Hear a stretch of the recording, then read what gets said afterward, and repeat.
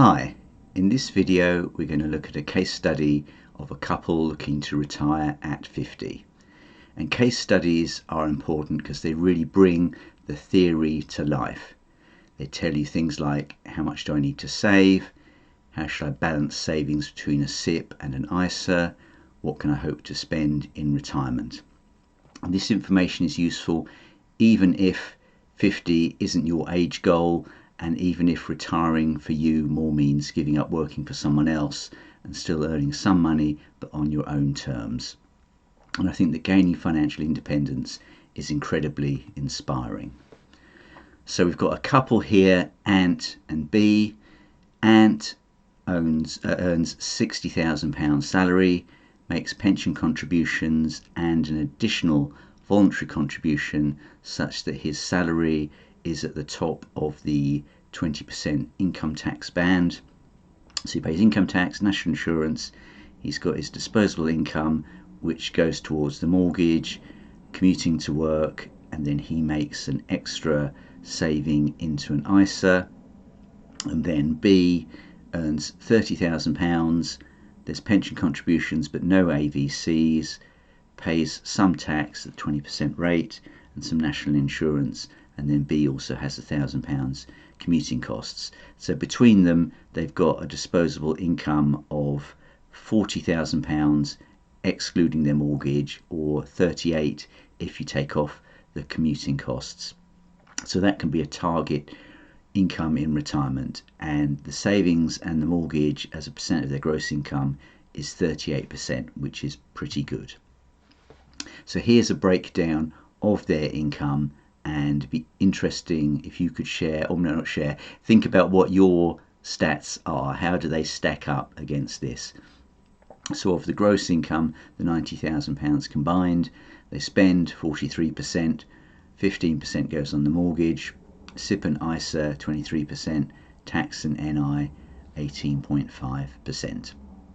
So what I do is I get all these numbers and I put it into a retirement calculator and a spreadsheet that allows me to just crunch everything.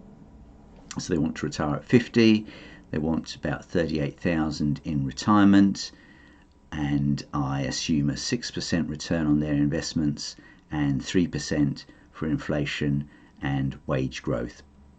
And if their wage growth accelerates, then they can put more money into their SIPP, or they can spend money in a mindful way. For example, holidays could become more adventurous as their children get older. So I can now model their wealth over time, and we see here that it grows from a very small amount. They add over £1 million to their wealth. So from the acorn grows the mighty oak tree. Now inflation does account for some of this, but what I believe is that you need a plan, you need someone to put these numbers together for you, and then you possibly need some coaching along the way such that you avoid some of the pitfalls, like maybe overpaying on a mortgage when you've got a very low interest rate on the mortgage, or maybe putting too much money into a SIPP so that you can't retire until the SIPP actually kicks in. So now tax actually ends up eroding their wealth over time, because when they're just living off an ISA, then their income and expenditure is matched, and here they're having to top up the state pension, and that's partly why the wealth is plateauing. So if we look at their wealth excluding inflation, so at today's prices it peaks out at about 762,000, which is possibly a bit more realistic and achievable for people. So what they have to do is they have to look to build an ISA bridge, which is these yellow columns here, and this is the period between stopping work and the SIPP kicking in, and you've got to make sure you've got enough money to cover this gap, and this reduction here is the end of their mortgage and commuting costs. So the problem can be, well, what if the SIPP access age is increased? What if it goes to 60? And also what happens if the stock market, say, crashes in 2050? And one possible scenario is to have an offset mortgage in place when you retire, and then in an emergency you can draw on those funds and then pay it back from your SIPP. And that's not necessarily advice, but it's one option that is open to people. And then over time here we've got the SIPPs kicking in, and then the pension kicks in as well. So tax in retirement. So initially you're just living off ISAs, so there is no tax to pay. Then you're living only off of SIPP, and 25% of the SIPP is tax free, so you're not getting the full impact. Then you're living off of state pension, which has no tax free element, and the SIPP, so that's why there's a ramp up in the tax that you're paying. So unfortunately, when you get older, you'll be hit with bigger and bigger tax bills, and it can get more difficult to maintain the same after-tax income in old age.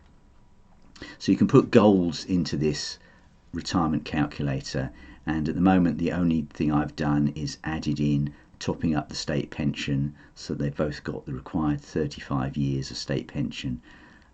But the useful thing is that spreadsheets are infinitely customizable, so that's why I recommend a spreadsheet to calculate how much money you can live off in retirement. So you can run sensitivities on my model, and here we're running a sensitivity where they retire initially on more money, 42,500, and then they step down the requirements later on in life when they've achieved all their goals. And this will also help to lessen the tax impact in the later years. So we can compare the model and the sensitivity, and when they're saving it's the exact same thing, but in the sensitivity they're spending more money initially, and then it plateaus out a bit more and it pretty much converges onto the same point. So it might be sensible to think about different phases in retirement and alter your expenditure accordingly. And with a spreadsheet, the best thing is that you can customize it to do exactly that. So I once met Jay-Z, and he said to me, "Hey Ian, I've got 99 problems but the SIPP ain't one."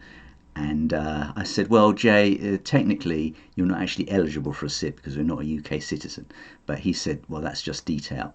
I also met Biggie Smalls, and he had mo money, mo problems, and he had a big lifetime allowance issue, and also he had a bit of a bad taste in clothes. Right, so I hope you liked the video. Hit the like button, subscribe. You can connect with me on LinkedIn, and the advantage of LinkedIn is that that's where all the genuine coaches and finance professionals are. I'll put some details of the model in the description, and if you're interested in taking it further, you can contact me. It's ianshadrack@gmail.com, and then what I'll do is I'll put a link to this model, but I'll take out some of the formulas, and then you can play around with what the model looks like, and you can see everything that this model can do for you.